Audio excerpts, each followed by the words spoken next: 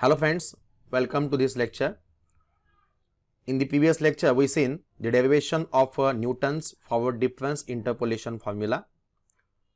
Now, in this today's lecture, we have to see the derivation of Newton's backward difference interpolation formula. Let us see derivation of Newton's backward difference interpolation formula. Okay, question may be asked as derive Newton's backward difference interpolation formula, or question may be also asked as state and prove Newton's backward difference interpolation formula.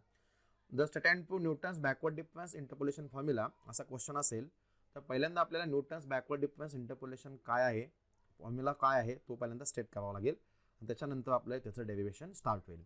आता Newton's backward difference interpolation formula काय आहे तो आपल्याला माहितीच आहे. Okay, तो formula पहिल्यांदा आपण लिहिणार आणि त्याच्यानंतर डेरिव्हेशन स्टार्ट करणार. Okay, so let us start derivation of Newton's backward difference interpolation formula. Okay, simple thing.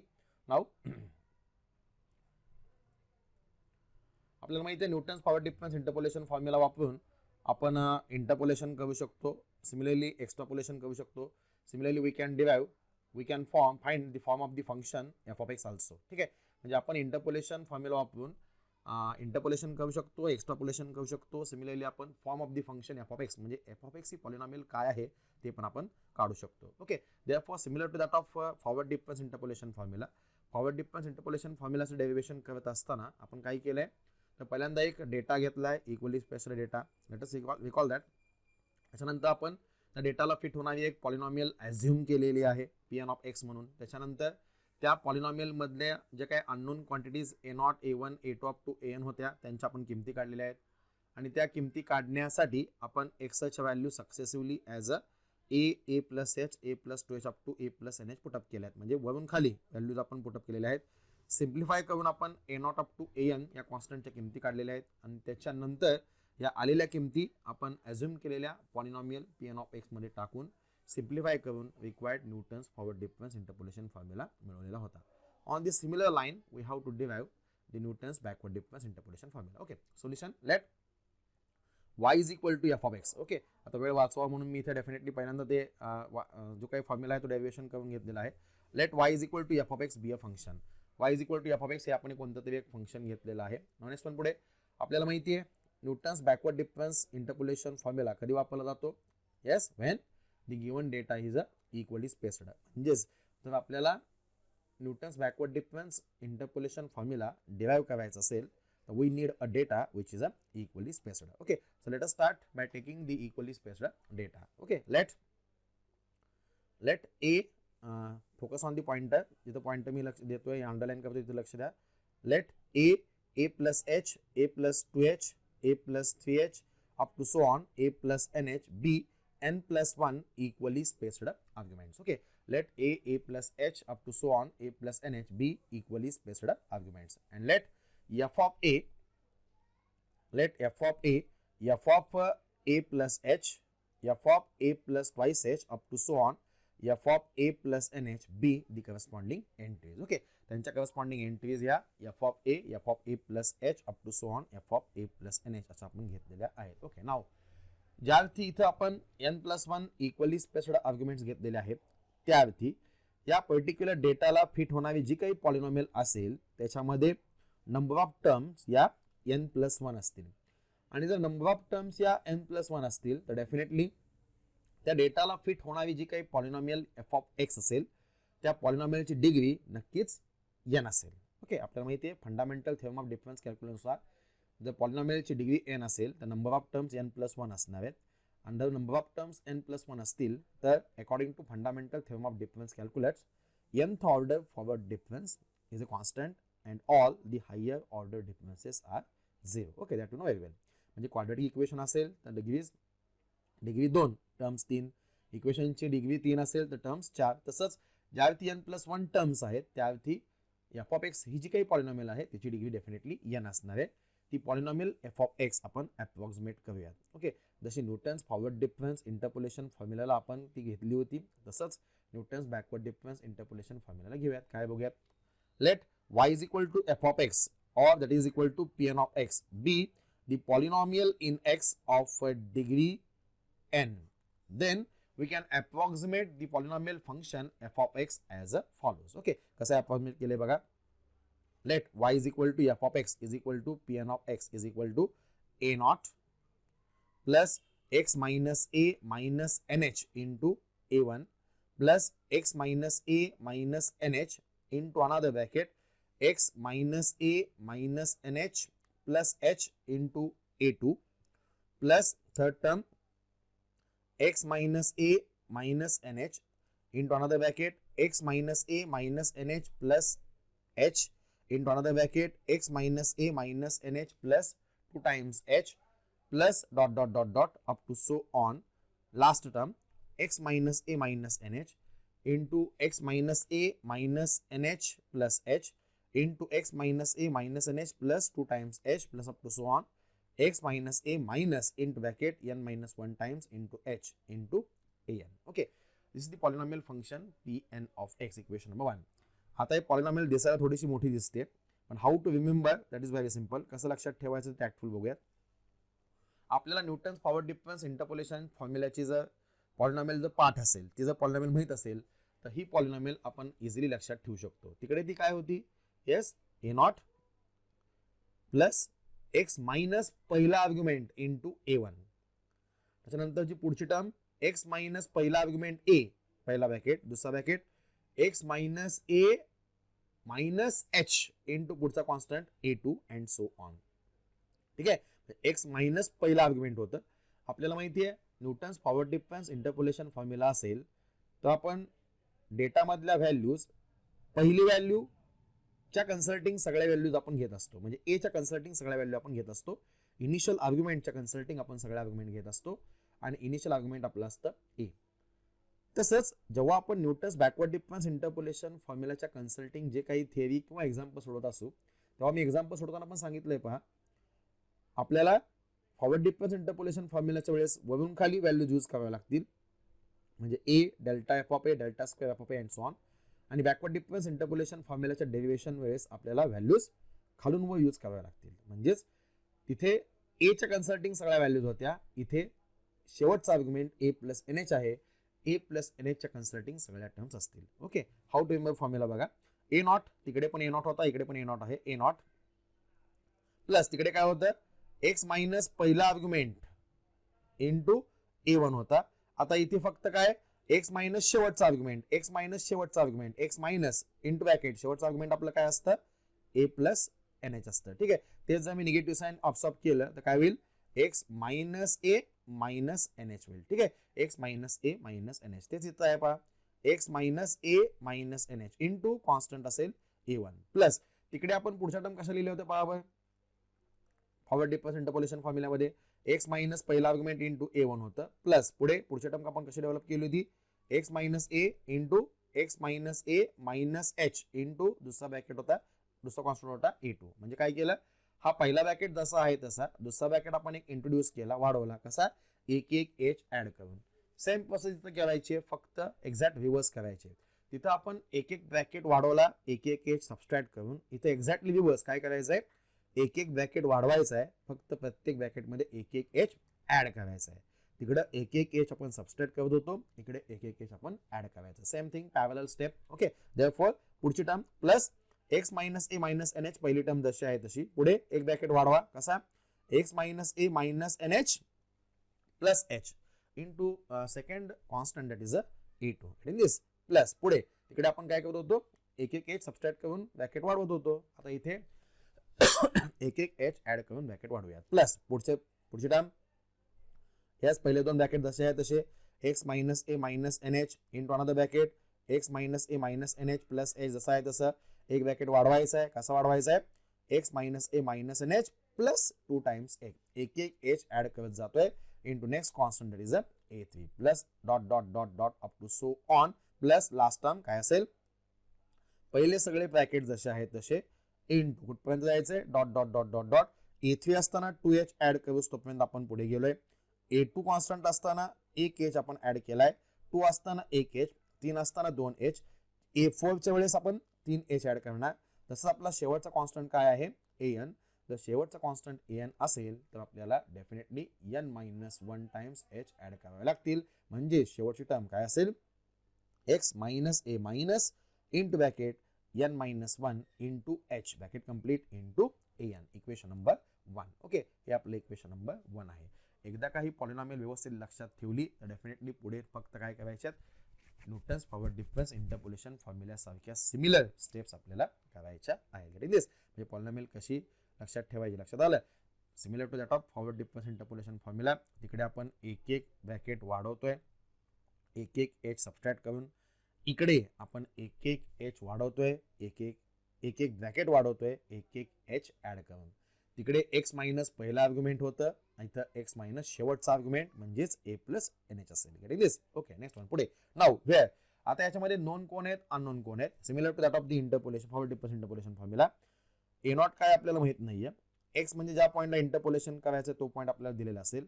जर मी यातून मायनस साइन कॉमन काढलं तर ब्रॅकेटमध्ये फक्त ए प्लस एन एच राहत आहे. ए प्लस एन एच म्हणजे आपलं शेवटचा आर्ग्युमेंट असेल. ओके, शेवटचा आर्ग्युमेंट सुद्धा काय आपल्याला माहिती आहे. डेटा दिलाय म्हणजे सगळे आर्ग्युमेंट्स आपल्याला माहिती आहेत. ए1 आपल्याला माहित नाहीये, ए1 ची किंमत काढावी लागेल. सिमिलरली हा ब्रॅकेट माहिती आहे. सिमिलरली इंटरवल ऑफ डिफरन्सिंग एच माहित असल्यामुळे हा पण ब्रॅकेट आपल्याला माहिती आहे, म्हणजे माहित नाहीये कोण, फक्त ए2. सिमिलरली थर्ड टर्म मध्ये फोर्थ टर्म मध्ये सगळे ब्रॅकेट्स माहिती आहेत, फक्त माहित नाहीये कोण, ए3. तसंच ए4 a five up to so on n ह्यांच्या व्हॅल्यूज आपल्याला माहित नाहीयेत. सगळे ब्रॅकेट्स माहिती आहेत, फक्त a not a one a two up to so on n या कॉन्स्टंटच्या किमती आपल्याला माहित नाहीत. फक्त त्या कॉन्स्टंटच्या किमती आपल्याला काढायला पाहिजेत. त्या कॉन्स्टंटच्या किमती कशा काढायच्या त्यासाठी पुढचा प्रूफचा पार्ट आहे. Okay, now where a not a one up to n ह्यांच्या किमती आपल्याला माहित नाहीयेत, त्यांच्या किमती आपल्याला घ्याव्या लागतील. काय, where a not a one a2 up to so on an are constants selected in such a way that Pn of A is equal to f of A. Pn of A plus h is equal to f of A plus h.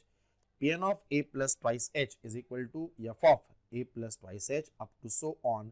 Pn of शेवटचा argument A plus nh is equal to f of A plus nh. This is our equation number 2. Okay, जसं तिकडे Newton's forward difference interpolation formula equation number 2 होतं, तसंच इकडे सुद्धा Newton's backward difference interpolation formula equation number 2 आहे. There is no any change. Okay, पुढे तिकडे आपण काय केलं होतं, येस पुढे तिकडे आपण काय केलं होतं, तर values of the constants a not a one a two ए3 up to so on n आपण काढल्या होत्या. ठीक आहे, values of the constants a not a one a two up to so on n आपण काढल्या होत्या. त्यांच्या व्हॅल्यूज काढण्यासाठी आपण काय केलं होतं, येस काय केलं होतं, we putting the values of x successively as x equal to पहिला आर्ग्युमेंट ए, त्याच्यानंतर ए प्लस एच, त्याच्यानंतर a plus 2 times h up to so on a plus n times h. Okay, म्हणजे equation number 1 मध्ये आपण एक्सच्या किमती a plus h up to so on a plus n h टाकल्या होत्या. त्याच वेळेस इक्वेशन नंबर 2 मधल्या व्हॅल्यूजचा आपण उपयोग करून घेतला होता आणि a not a one a two up to so on एनच्या किमती आपण काढल्या होत्या. ठीक आहे, म्हणजेच एक्स इक्वल टू पहिला आर्ग्युमेंट ए इक्वेशन नंबर 1 मध्ये टाकलं, सिम्प्लिफाय केलं, पहिला कॉन्स्टंट ए नॉट मिळणार. X equal to a plus h दुसरा आर्ग्युमेंट टाकलं, सिम्प्लिफाय केलं, दुसरा कॉन्स्टंट ए2 मिळणार. तसंच by putting last value for x as a last argument a plus n h we will find out the last constant that is a n. हे आपण forward difference interpolation फॉर्म्युल्यामध्ये बघितलं होतं. Exact तीच process आहे backward difference interpolation फॉर्म्युल्यामध्ये. फक्त change काय, forward difference interpolation formula derive करत असताना आपण पहिला आर्ग्युमेंट टू शेवटचा आर्ग्युमेंट अशा व्हॅल्यूज टाकत होतो. आता Newton's backward difference interpolation formula derive करत असताना फक्त आपल्याला काय करायचं आहे, व्हॅल्यू टाकत असताना शेवटचा आर्ग्युमेंट टू पहिला आर्ग्युमेंट अशा व्हॅल्यूज टाकायच्या आहेत. That is the only change. Okay, बॅकवर्डला सगळं उलट करायचं, जसं फॉरवर्डला केलं त्याच्या एक्झॅक्ट रिव्हर्स. फॉरवर्डला ए कडून ए प्लस एन एच कडे आपण व्हॅल्यूज टाकत गेलो, बॅकवर्डला शेवटी ए प्लस एन एच कडून पहिला आर्ग्युमेंट म्हणजेच ए पर्यंत व्हॅल्यूज आपल्याला टाकत यायच्या आहेत. टाकूयात. Now putting, yes now putting the values of x. Now putting the values of x. Here first putting, इथं आलोय आपण, स्टार केलेली त्या स्टेपला आलोय. Now putting the values of x successively as, yes a plus n h. पहिल्यांदा a plus n h टाकावं लागेल. A plus n H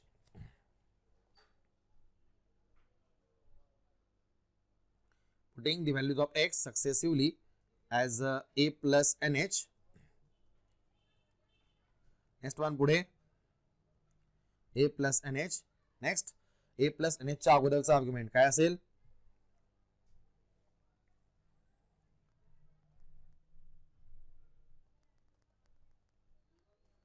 yes a plus nh. पुढे a plus nh च्या पुढचा argument what is that? a plus nh च्या पाठीमागचा argument खालून वर यायला लागलोय म्हणजे काय करावं लागेल?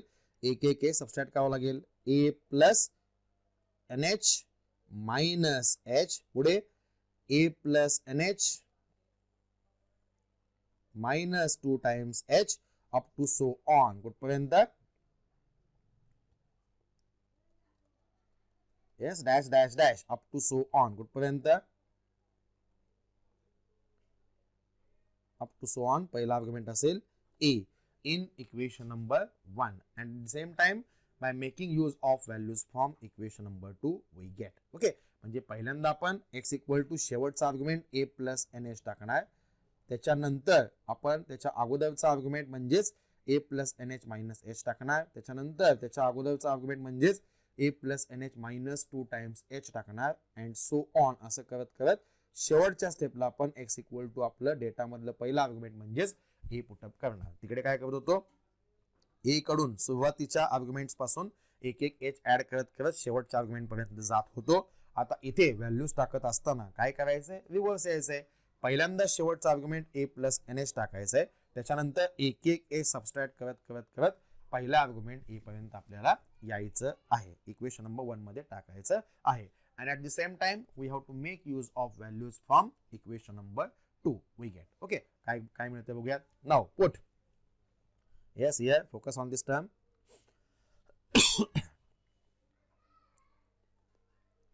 yes आता आपण इथे आहोत. स्टार्ट करतो मी पहा. now put x equal to शेवटचा आर्ग्युमेंट म्हणजेच कोणतं? a plus nh. now put x equal to a plus nh in equation number 1. आता x equal to a plus nh equation number 1 मध्ये टाका. x equal to a plus nh equation number 1 मध्ये टाकल्यानंतर what we get? yes x equal to a plus nh equation number 1 मध्ये टाकल्यानंतर what we get? Equation number 1 डोळ्यासमोर आहे. x equal to a plus nh टाका. yes pn of whenever there is a x replace that x by a plus nh. pn of x x च्या ऐवजी a plus nh टाकलं. pn of a plus nh that is equal to a naught. a not मध्ये कुठेही x नाहीये. keep it as it is. okay a not मध्ये कुठेही x नाहीये. keep it as it is. plus now focus on the equation number 1. equation number 1 focus करा. इथे पहा equation number 1 मधली पहिली टर्म काय आहे? x minus a minus nh into a1. Okay इकडे साईडला मी कॅल्क्युलेशन करून दाखवतो. स्क्रीनवर साईडला बघा. x minus a minus nh into a1 अशी टर्म आहे. ठीक आहे. मुद्दाम मी टर्म साईडला घेतो. देअरफॉर आता याच्यामध्ये जर मी x equal to a plus nh टाकलं तर काय होईल बघा. That use a plus nh minus a minus nh into a1 होईल. ठीक आहे. Now focus on this term. Plus a minus a gone plus nh minus nh gone म्हणजे a1 चा कोएफिशियंट होतोय 0. a1 चा कोएफिशियंट 0 कोणामुळे होतोय? तर x minus a minus nh या ब्रॅकेटमुळे होतोय. तर इक्वेशन नंबर 1 मध्ये आपण व्यवस्थित बघितलं तर x minus a minus nh हा ब्रॅकेट पुढच्या प्रत्येक टर्म मध्ये प्रेझेंट आहे. मी अंडरलाईन करून दाखवतोय बघा. x minus a minus nh हा ब्रॅकेट पुढच्या प्रत्येक टर्म मध्ये शेवटपर्यंत प्रेझेंट असल्यामुळे प्रत्येक पुढच्या टर्म्स 0 असतील. No need to write down. किंवा पाठीमागच्या लेक्चरला सांगितल्याप्रमाणे पहिली व्हॅल्यू टाकली तर डेफिनेटली पहिल्या कॉन्स्टंट पर्यंतच्याच टर्म प्रेझेंट असतील. पुढच्या सगळ्या टर्म 0 असतील. No need to write down.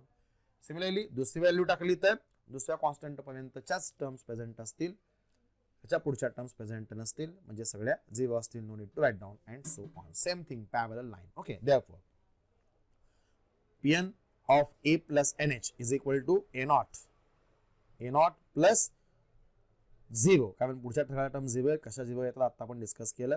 Therefore equation number 2 चा आपण उपयोग केलेला नाही. इक्वेशन नंबर 2 चा उपयोग करूया. Therefore from equation number 2 the value of pn of a plus nh is nothing but f of a plus nh. ठीक आहे. इक्वेशन नंबर 2 नुसार इक्वेशन नंबर 2 फोकस करा. इक्वेशन नंबर 2 नुसार the value of pn of a plus nh is equal to काय आहे? f of a plus nh. therefore f of a plus nh is equal to a naught असेल. getting this? okay therefore तेच फक्त मी side बदलून देतो.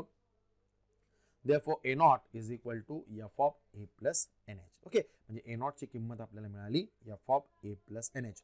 ए naught म्हणजे काय आपल्याला माहित नव्हता. आता ए नॉटची किंमत आपण किती मिळवलेली आहे f of a plus n h. आणि f of a plus n h म्हणजे काय, तर आपल्या डेटामधल्या शेवटच्या आर्ग्युमेंट ए प्लस एन एचच्या करस्पॉन्डिंग एंट्री असेल की जी आपल्याला डेटामध्ये प्रोव्हाइड केलेली असेल. ठीक आहे, अशा पद्धतीने आपल्याला ए नॉटची किंमत मिळाली. नाव सिमिलरली ए वन काढूयात.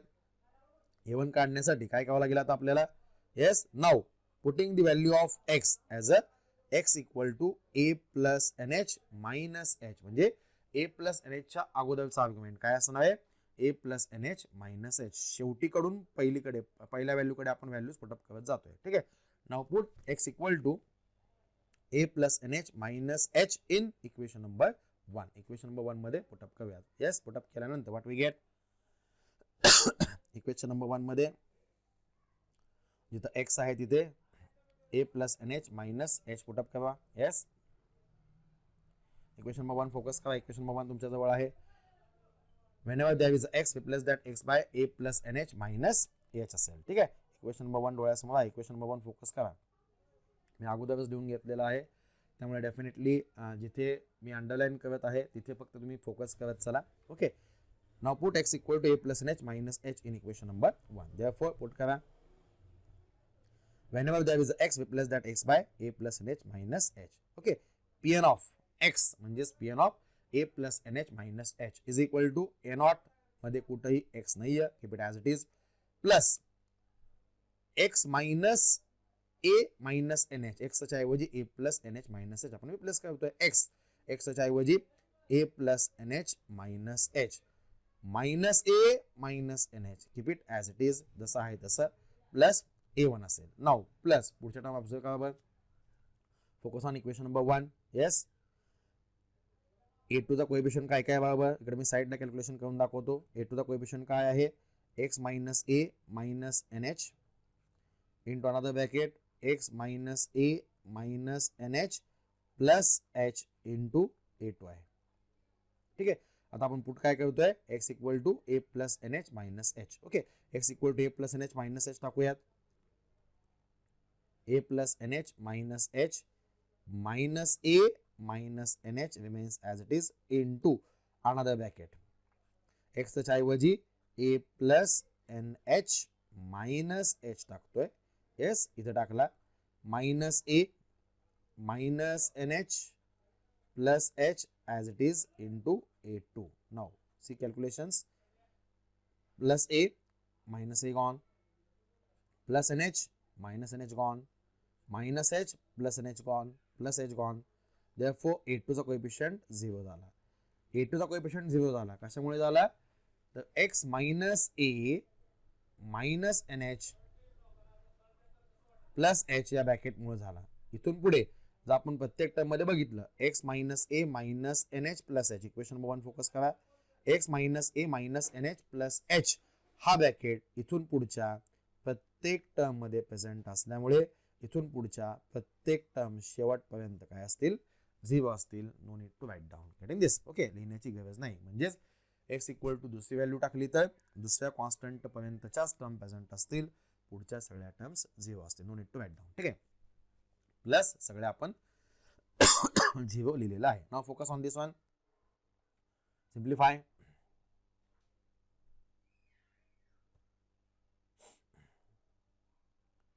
simplify. therefore इक्वेशन नंबर 2 नुसार pn of a plus nh minus h ची किंमत इक्वेशन नंबर 2 नुसार असेल f of a plus nh minus h, that is equal to a naught. a naught ची किंमत आता आपण काढलेली आहे, काय आहे, f of a plus nh minus, इथे कॅल्क्युलेशन बघूयात काय, plus a minus a gone plus nh minus nh gone, what is meaning only minus h into a1, that gives minus h into a1. जसं आहे तसं फक्त calculation केलं, बाकी नवीन काहीच नाहीये. Okay, therefore proceed next step.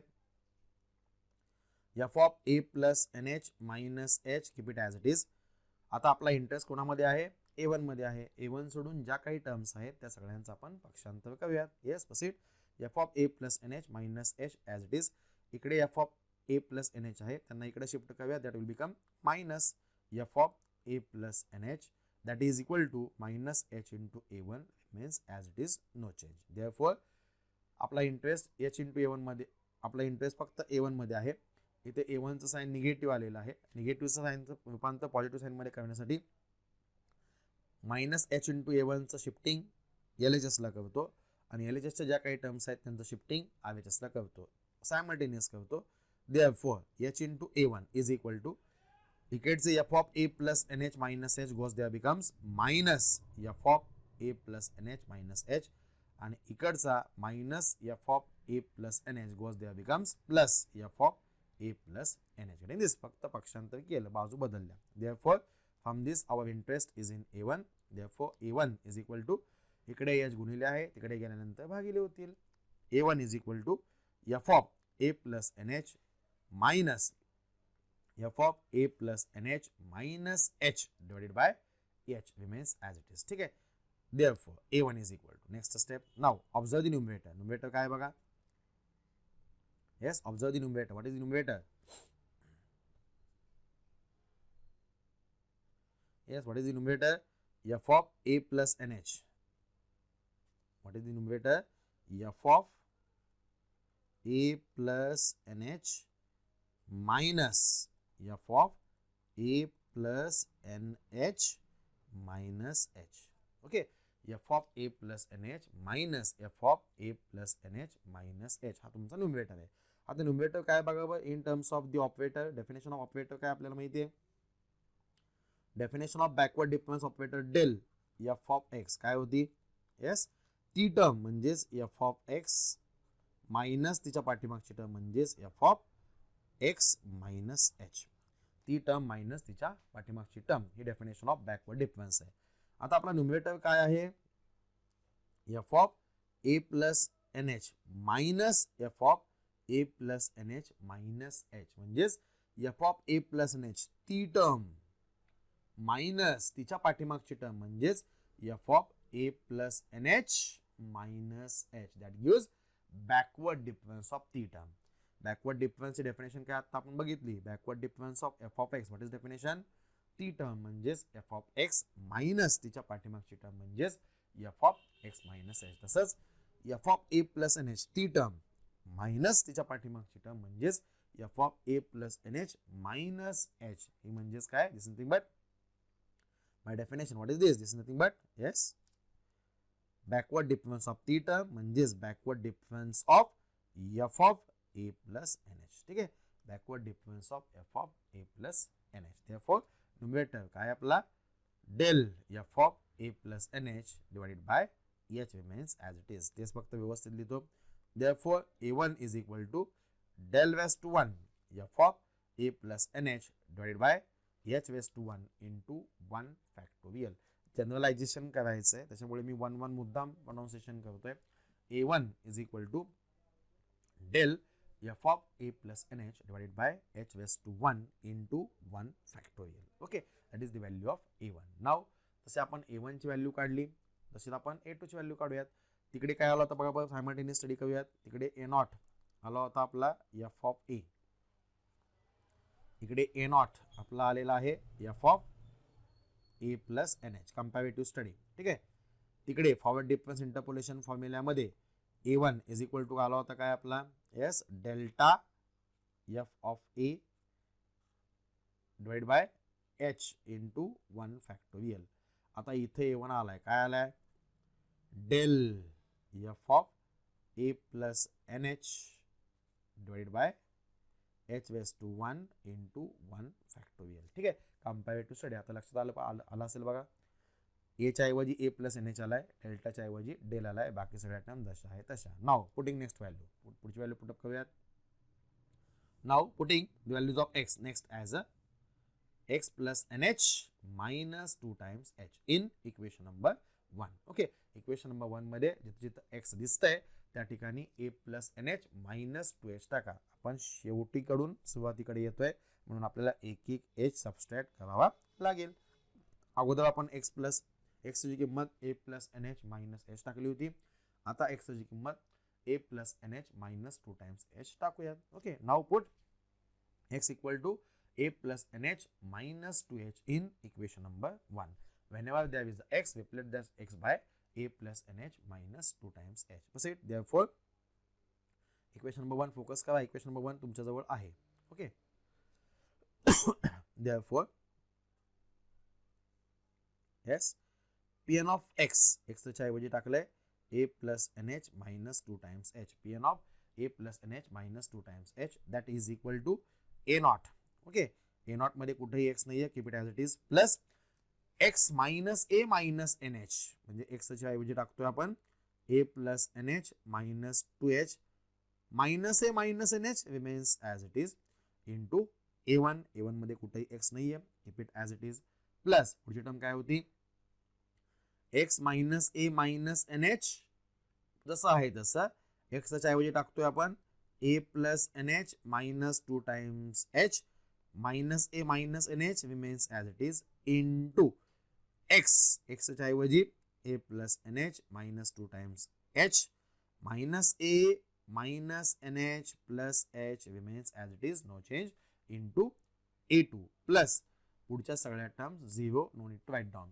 हे 0 कसं येत आहे हे आपण मगाशी बघितलं होतं. त्याच पद्धतीने द इक्वेशन नंबर 1 मध्ये x equal to a plus nh minus 2h ही टर्म टाकली तर डेफिनेटली a3 चा कोएफिशिएंट 0 होणार आहे. कसा होणार आहे तुम्ही नंतर as a practice equation number 1 मध्ये x equal to a plus nh minus 2h टाकून बघा, डेफिनेटली a3 चा कोएफिशिएंट 0 होईल. a3 चा कोएफिशिएंट ज्या ब्रॅकेटमुळे 0 झाला तो ब्रॅकेट शेवटपर्यंत जसा आहे तसा प्रेझेंट राहील.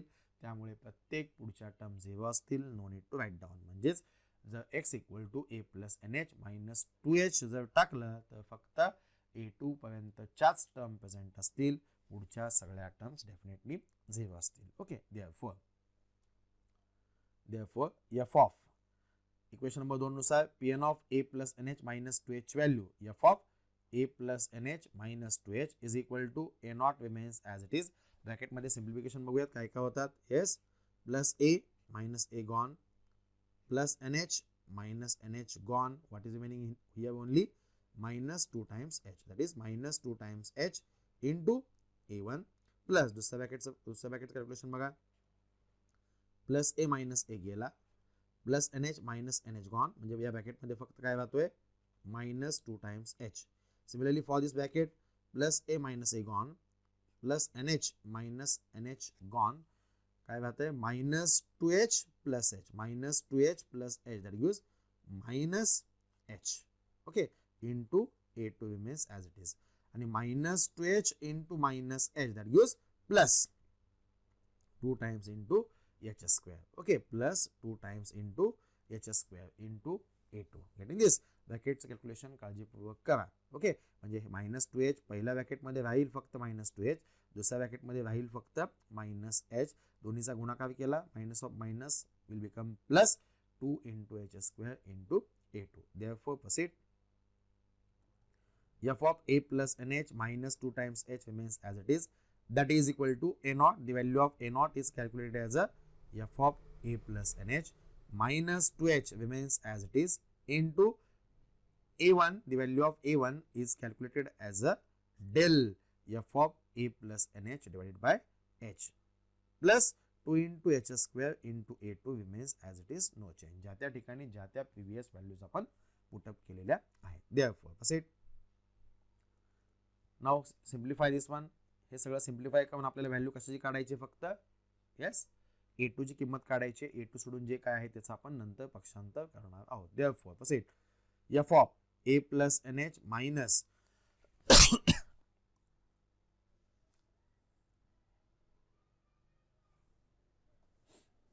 yes, f of a plus nh minus 2 times h remains as it is. Okay, f of a plus nh minus 2 times h remains as it is, that is equal to f of a plus nh remains as it is minus 2. इथे h ला हा h cancel होईल, cancel करून टाकतो, minus 2 into bracket. Now here del f of a plus nh, del f of a plus nh ची किंमत from definition of backward difference काय असेल, ती टर्म मायनस तिच्या पाठीमागची टर्म, म्हणजेच f of a plus nh ती टर्म मायनस तिच्या पाठीमागची टर्म, म्हणजेच f of a plus nh minus h plus 2 into h square into a2 remains as it is, no change. Okay, therefore simplification, yes, therefore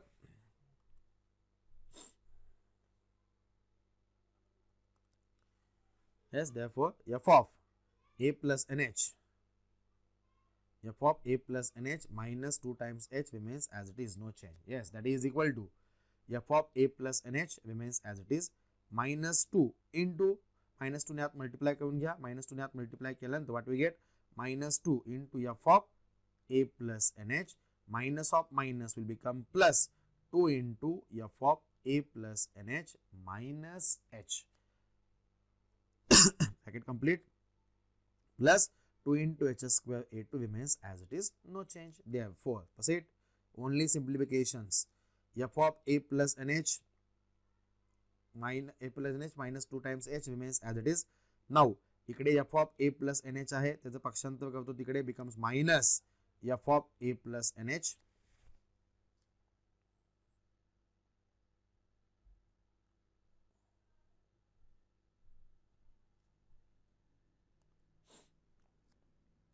proceed. yes, पक्षांतर करतोय, f of a plus nh इथलं जसा आहे तसा, f of a plus nh minus 2 times h remains as it is.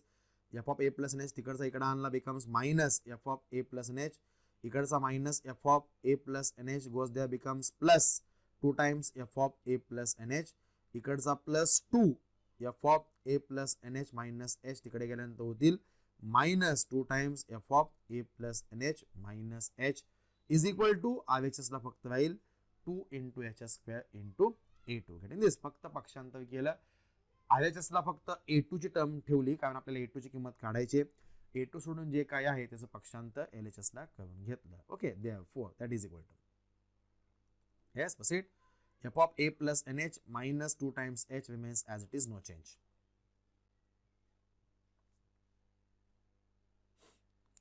proceed पुढे calculation करूयात.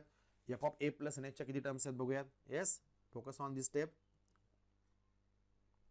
इथे f of a plus nh minus, okay, अशी टर्म अजून कुठे पहा, f of a plus nh ची टर्म इथे पण आहे, plus 2 times f of a plus nh, 2 times f of a plus nh minus 1 times f of a plus nh, that gives 1 time f of a plus nh असेल. ठीक आहे, minus 2 times f of a plus nh minus h, एकच term है, keep it as it is, that is equal to RHS, no change as it is, that is a 2 times h square into a2. from this our interest is in a2. फक्त a2 एका बाजूला ठेवतो, a2 सोडून सगळ्या टर्मचं पक्षांतर करतो, 2h square इकडे गुणिले आहेत, तिकडे गेल्यानंतर दॅट विल बिकम भागिले. ओके, therefore न्यूमरेटर जसा आहे तसा f of a plus nh minus 2 times h plus f of a plus nh minus 2 times f of a plus nh minus h divided by 2 times h square. therefore now observe the numerator.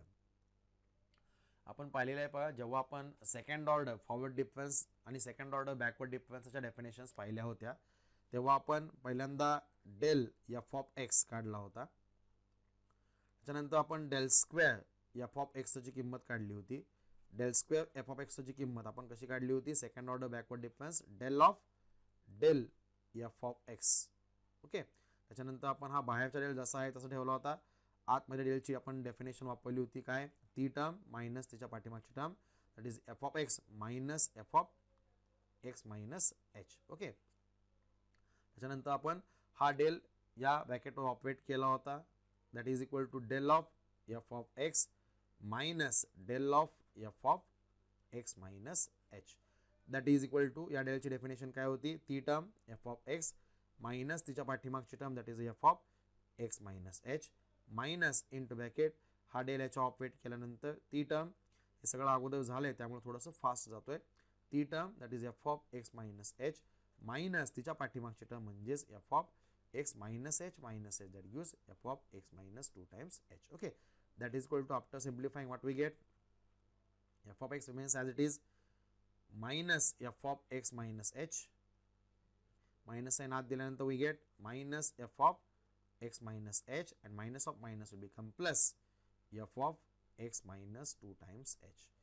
हेच आपण simplify केल्यानंतर काय मिळेल, f of x minus f of x minus h minus f of x minus h that gives minus 2 times f of x minus h plus f of x minus 2 times h. दिस हे आपली del square f of एक्सची किंमत आली होती. आता इथं आपण जर numerator बघितला तर इथं ह्याच इक्वेशनमध्ये जर मी x equal to a plus n h टाकला तर आव्याचंच काय होते बघूयात. एक्स इक्वल टू जर ए प्लस एन एच टाकला तर काय होईल, f of a plus n h minus 2 times into f of a plus n h minus h plus f of एक्सच्या ऐवजी फक्त मी ए प्लस एन एच टाकतोय, a plus n h minus 2 times h. Okay, बघा आपला numerator काय आहे, yes f of a plus n h minus 2 times h आहे का इथे, f of a plus n h minus 2 times h. पुढे plus f of a plus n h plus f of a plus n h इथे पण आहे. पुढे minus 2 times f of a plus n h minus h. इकडे बघा minus 2 times f of a plus n h minus h. म्हणजे आपला numerator हा इथं जो आहे तोच आहे. म्हणजे याची किंमत काय असेल, डेल स्क्वेअर एफ ऑफ एक्सच्या ऐवजी फक्त आपण ए प्लस एन एच टाकतोय. म्हणजे हा जो आपला सगळा न्यूमरेटर आहे त्या न्यूमरेटरची किंमत according to definition of backward difference काय असेल, del square f of a plus n h. तिकडे काय आली होती, delta square f of a आली होती. सिमिलरली इकडे डेल स्क्वेअर एफ ऑफ एच्या ऐवजी शेवटचा आर्ग्युमेंट असेल ए प्लस एन एच. म्हणजेच a2 ची किंमत आलेली आहे. therefore a2 is equal to del square f of a plus nh divided by 2 म्हणजेच आपण 2 फॅक्टोरियल असं लिहू शकतो into h square. Getting this. Okay, 2 factorial into h square. Okay, तसंच बघा आपण मगाशी आपण कंपॅरिझन केलं होतं. ओके, फॉरवर्ड डिफरन्स आणि बॅकवर्ड डिफरन्स आपण कंपॅरिझन केलं होतं. इथे फॉरवर्ड डिफरन्स, आता आपण बॅकवर्ड डिफरन्स मध्ये a2 काढला. a2 काय आलाय बघा, a2 is equal to del square f of a plus nh divided by h square into 2 factorial. तसं तिकडे फॉरवर्ड डिफरन्स मध्ये a2 काय आला होता, a2 is equal to yes delta square f of a divided by h square into 2 factorial. Getting this? म्हणजे comparison करतोय, डेल्टाच्या ऐवजी इकडे फक्त डेल येतोय, तिकडे a म्हणजे पहिला आर्ग्युमेंट येत होतं, इथं ए प्लस एन एच म्हणजे शेवटचा आर्ग्युमेंट येतोय. एवढाच फक्त चेंज आहे, बाकी सगळं प्रूफ जसं आहे तसं. नाव आता आपण इथं ए1 बघितलंय पहा. ए1 ची किंमत del f of a plus n h divided by h raised to 1 into 1 factorial आली आहे.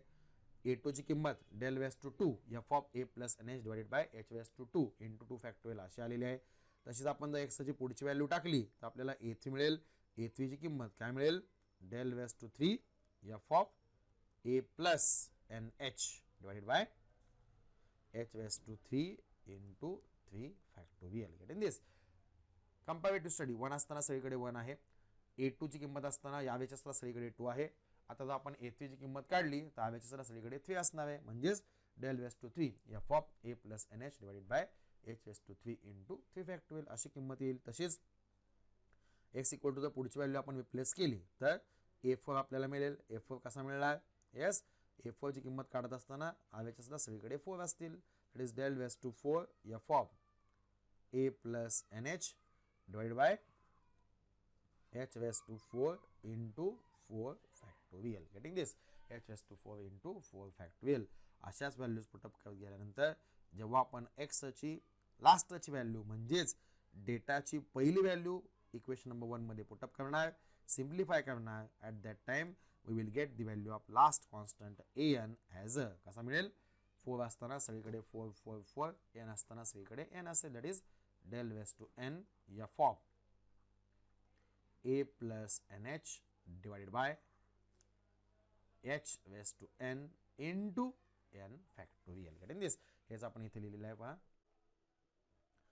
येस, सिमिलरली समजतंय. Similarly, focus on this one.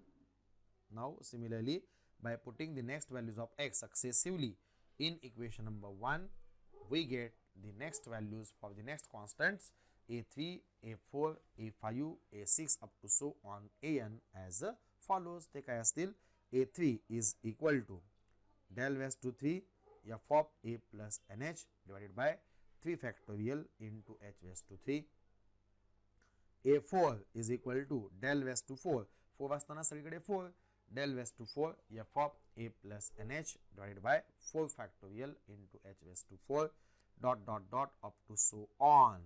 an is equal to del raised to n of f of a plus nh divided by n factorial into h raised to n. Okay, सगळ्या values of constant मिळाल्या. Now पुढची step, next step काय?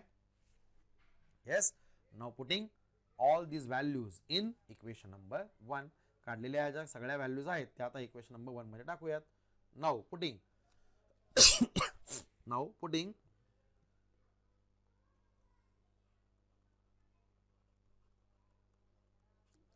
these values in equation number 1, we get. Okay, या काढलेल्या ज्या सगळ्या values आहेत त्या आता इक्वेशन नंबर 1 मध्ये टाकूयात. इक्वेशन नंबर 1 मध्ये पुटअप केल्यानंतर सिम्प्लिफाय केल्यानंतर जो मिळतो तो required Newton's backward difference interpolation formula असेल. ठीक आहे, इक्वेशन नंबर 1 मध्ये पुटअप करूयात. इक्वेशन नंबर 1 तुम्ही आधी नोट डाऊन करून घेतलेला असेलच. त्याच्यामध्ये फक्त ज्या त्या ठिकाणी ज्या त्या values टाकूयात. y is equal to f of x. Yes, y is equal to f of x is equal to pn of x. LHS remains as it is equal to a naught. a naught ची किंमत आपण काढली f of a plus nh plus bracket x minus a minus nh bracket जसा आहे तसा into a1. a1 ची किंमत आपण काढली, that is a del f of a plus nh divided by h into 1 factorial plus सगळे equation number 1 मधले bracket जसे आहे तसे x minus a minus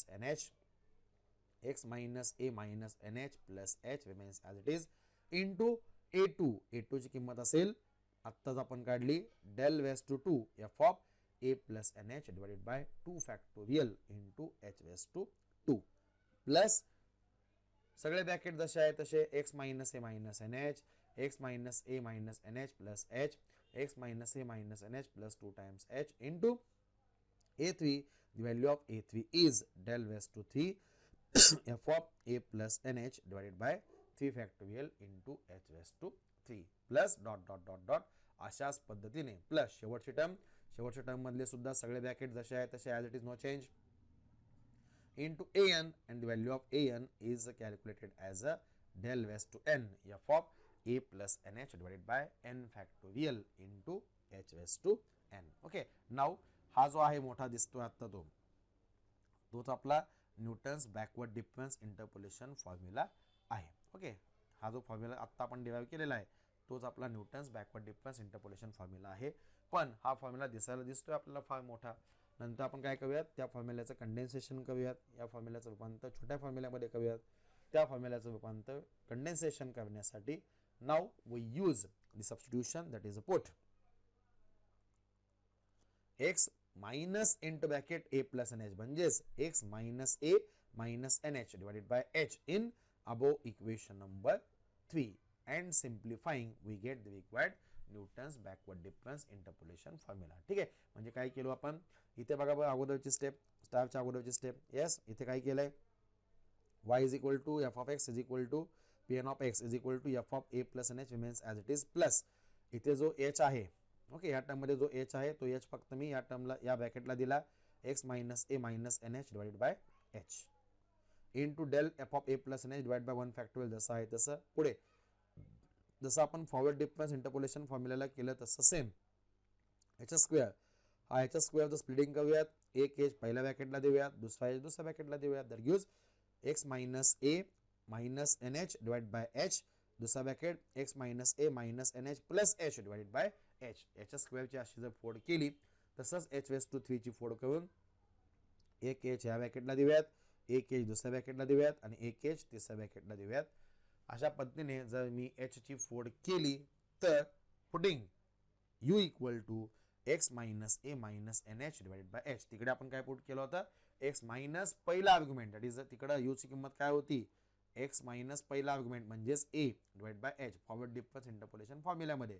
आता इथं यू काय असणार आहे, एक्स मायनस शेवटचा आर्ग्युमेंट म्हणजेच a plus n h divided by h असणार आहे. म्हणजेच एक्स मायनस शेवटचा argument a plus n h, ब्रॅकेटमध्ये जर निगेटिव्ह साईन घेतलं तर u is x minus a minus n h divided by h असणार आहे. ठीक आहे, म्हणजे put u equal to x minus a minus n h divided by h in equation number 3 and simplification केल्यानंतर we will get the required Newton's backward difference interpolation formula, which is nothing but equal to y is equal to f of x is equal to f of a plus nh, f of a plus nh इतना आणि इथलं same plus x minus a minus nh divide by h च्या ऐवजी u into del f of a plus nh plus याच्या स्क्वेअरची फोड केली, एक h या ब्रॅकेटला दिला, एक h या ब्रॅकेटला दिला, सिम्प्लिफाय केल्यानंतर काय मिळेल, u into bracket u plus 1 divide by 2 factorial remains as it is into del square f of a plus n h. Plus similarly तिसऱ्या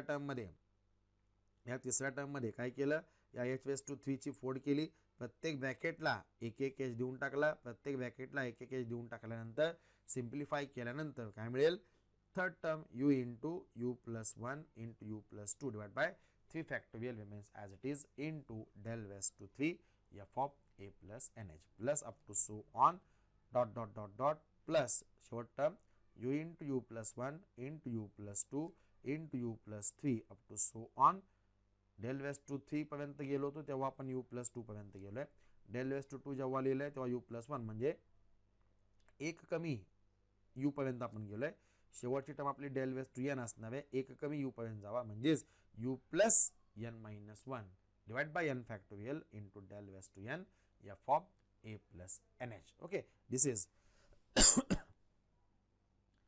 is the required Newton's backward difference interpolation formula. Getting this, हाच आपला required Newton's backward difference interpolation formula आहे. Okay, तो is very simple. Newton's forward difference interpolation formula जर व्यवस्थित केला तर parallel study करून Newton's backward difference interpolation formula सुद्धा डिराइव्ह करता येतो. Newton's backward difference interpolation formula derive करण्याच्या अगोदर पाठीमागच्या लेक्चरला आपण Newton's forward difference interpolation formula कसा डिराइव्ह केलेला आहे ते व्यवस्थित एकदा ऑब्झर्व करा, व्यवस्थित एकदा बघा, त्याच्यानंतर तो फॉर्म्युला स्वतः डिराइव्ह करा आणि त्याच्यानंतर हा Newton's backward difference interpolation formula derive करत असताना पॅरलल स्टडी करा, कंपॅरेटिव्ह स्टडी करा, तिकडे आणि इकडे बदल काय आहे ते बघा. ओके, त्या बदलनुसार डेव्हलप करू शकता. तिकडे आपण ए कडून ए प्लस एन एच कडे जातोय, बॅकवर्ड डिफरन्स मध्ये आपण ए प्लस एन एच कडून ए कडे येतोय, तिकडे आपण एक एक एच ऍड करत करत शेवटपर्यंत जातोय, इकडे आपण शेवटचा argument a plus n H मधून एक एक एच सबस्ट्रॅक्ट करत करत पहिला आर्ग्युमेंट ए पर्यंत येत आहोत. That is required Newton's backward difference interpolation formula. Getting this, proof थोडंसं लेंथी आहे, सिम्बॉल्स थोडे जास्त असल्यामुळे डेफिनेटली प्रूफ थोडंसं लेंथी होणार आहे. ओके, होप सो अंडरस्टँड झालं असेल. Newton's backward difference interpolation formula बघण्याच्या अगोदर Newton's forward difference interpolation formula नक्की पहा, जेणेकरून हा फॉर्म्युला समजायला थोडी मदत होऊ शकेल. Okay, this is required Newton's backward difference interpolation formula. Okay, getting this, let's stop here.